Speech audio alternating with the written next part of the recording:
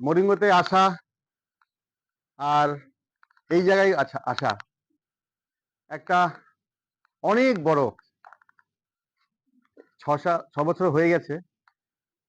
তো এই জার্নিংয়ে অনেক কিছু দেখেছি, যেটা প্রথম থেকে বলতে গেলে যদি পুরা বলা যায় তো সারাদিনও শেষ হবে না।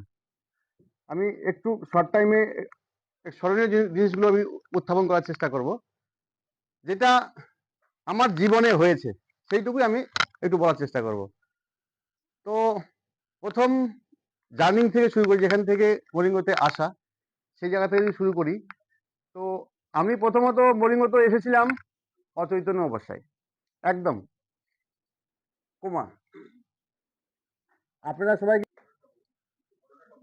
বলছে সে কোমাতে আসার কারণ, আমি আর্মি থেকে রিটায়ারমেন্টের পর একটা বিজনেস শুরু করেছিলাম, যেটা গাড়ি ব্যবসা।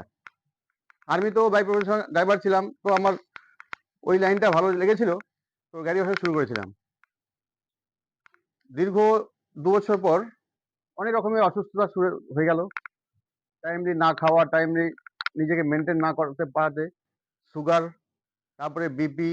অ্যাক্সিডেন্টটা হয়েছিল আমাদের নর্থ বেঙ্গলের সায়েন্স সিটি একটা জায়গা আছে, একদম ন্যাশনাল হাইওয়ের উপরে।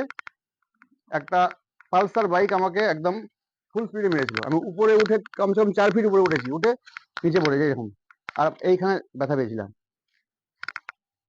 সঙ্গে সঙ্গে ওখানেই রক্ত, নাক দিয়ে কান দিয়ে রক্ত। আমি জানতাম না কিছু। প্যারামাউন্ট নার্সিং হোম আছে শিলিগুড়িতে, সেখানে নিয়ে যায়। আমি সব খবর জানি না। তারপরে যখন বাড়িতে ফিরেছি, ওখানে নাকি 40 দিন আমার ট্রিটমেন্ট হয়েছে।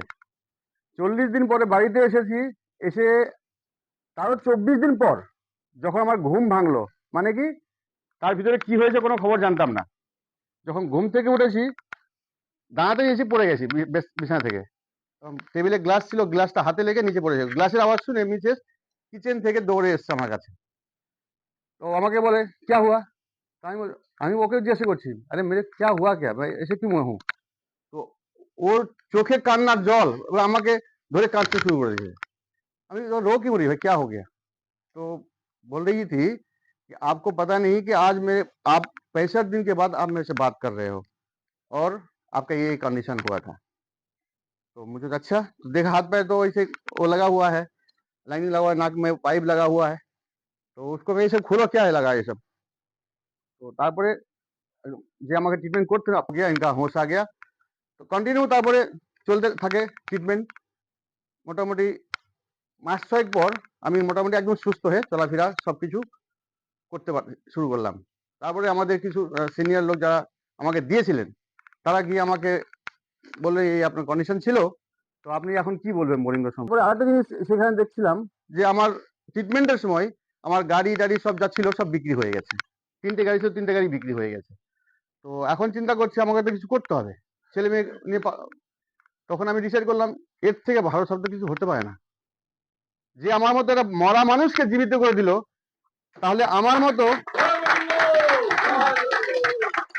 ভারতবর্ষে কত এরকম মানুষ হবে যাদের ঘরে অসুস্থ ব্যক্তি পড়ে আছে, তাদের সংসার অচল হয়ে যাচ্ছে। আমি তাদের মুখে যদি হাসি ফোটাতে পারি আমার এই বার্তাটা দিয়ে, তাহলে কি হবে, আমার দুটো পকেটে টাকা ঢুকবে, আমার ছেলে মেয়ের ভরণ করতে পারবো, আর মানুষের একটা সুস্থতা পাবে। দুটো জিনিস এখানে পেয়ে যাচ্ছি। তাহলে এইরকম একটা সাবজেক্ট আমি হাতছাড়া কি করি। তখন থেকে আমি আমার একদম ফুল ফোকাস, আমি যতদিন বাঁচবো এই যে সেবামূলক ভাব নিয়ে আমি মানুষের কাছে যাই, আর এই মানুষের সেবা আমি সারা জীবন করব।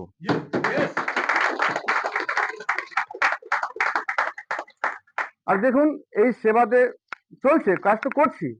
কাজ করতে গেলে অনেক কিছু বাধা বিপত্তি আসবেই, এটা তো স্বাভাবিক, তাই না? তো 2018 থেকে নিয়ে এ পর্যন্ত জার্নিংয়ে আমার সঙ্গে আমার সাথীরা অনেকে আমার হাত ছেড়ে দিয়েছে। এক সময় এমনও সময় গেছে হয়তো আমি তলিয়ে যাব, আর হয়তো পারবো না, আমি হয়তো একার দ্বারা আমার সম্ভব হবে না। কয়েকবার, একবার নয়, 3-3 বার আমার সঙ্গে হয়েছে। লাস্ট টাইম এখানেই উপস্থিত আছেন আমাদের আমপ্রসাদ স্যার। আমার ডায়মন্ডের জন্য সেট আপ হয়েছিল, তখনও 3-3 বার ডায়মন্ড সেট আপ হয়েছিল আমার।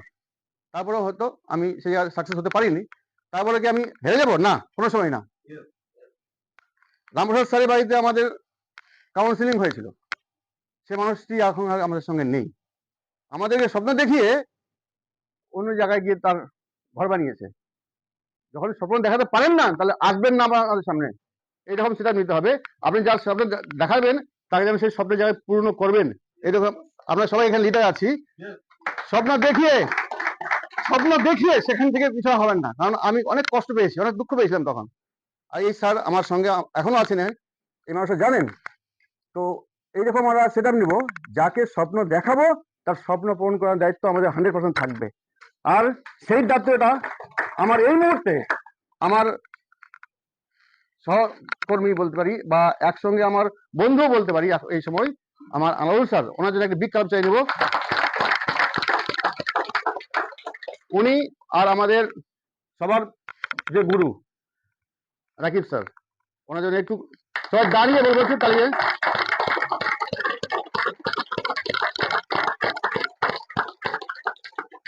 এই দুজনের পদ কথা বলতে পারছি, আমি নিজেকে খুব ধন্য মনে করছি। আর আমি যতদিন মরিঙ্গ আছে ততদিন আমি আছি। মরিঙ্গ নেই, যে কোনো কাজ করব, কিন্তু কোনো নেটওয়ার্ক করব না। ভারতবর্ষে আমি জানি, যদি কোনো মরিঙ্গ কোম্পানির মতো যদি অন্য কোনো কোম্পানি থাকে, আমি চ্যালেঞ্জ করে বলতে পারি মরিঙ্গর ধারে পাশে কেউ আসতে পারবে না, আগামী 10 বছর কেউ আসতে পারবে না। আমার সেটা, আমাদের প্রোডাক্ট বলুন, আমাদের প্ল্যান বলুন, কেউ আসতে পারবে? তাহলে এখান থেকে অন্য জায়গায় মানে ফোকাস দেওয়ার কোনো রাস্তায় আসে না, কোনো কথাই আসে না। তো আমরা যতদিন, আমি মনে করি যতদিন আমি কাজ করছি মরিঙ্গর হয়ে, বা এই এখন জিনিস, এইরকম সাবজেক্ট আর কোথাও তো পাওয়া যেতে পারে না, তাহলে কেন আমরা আমাদের ফোকাসটাকে এদিক ওদিক করবো?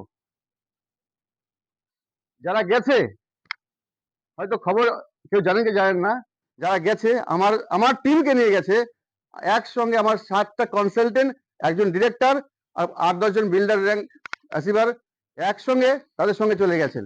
আজকে সেই মানুষগুলো কি অবস্থা আছে জানেন? লেবারি করছেন। আনাউল স্যারকে আমি দেখেছি, স্যার দেখুন, যারা আমার টিম থেকে নিয়ে গেছেন, ওই যে একটু চুড়ি বিন্দি এসব নিয়ে সাইকেলে করে হকারি করছেন। তাহলে বলুন তো, মরিঙ্গ বাদ দিয়ে স্বপ্ন তো দেখিয়েছে অনেক কিছু, কি পেলেন? আমি এটাই বলবো, একদম একটা সঠিক জায়গা পেয়েছি যখন, সঠিক সিদ্ধান্ত নিতে হবে, আর সঠিক ডেটটা আগে নির্ধারণ করে নিন। ডেট নির্ধারণ ছাড়া পারবেন না। বারবার করে স্যারেরা বলছেন ডেট দিতে হবে, সেই ডেটে আমাদের তৈরি হতে হবে, একটু সংঘর্ষ দিতে হবে। আমি মোটামুটি 3 মাসের একটা সেট নিয়েছিলাম, তার আগে ডেটটা মনে রেখেছিলাম, তো 3 মাসের মধ্যে করতে হবে, সেই জায়গাটা করে নিয়েছি।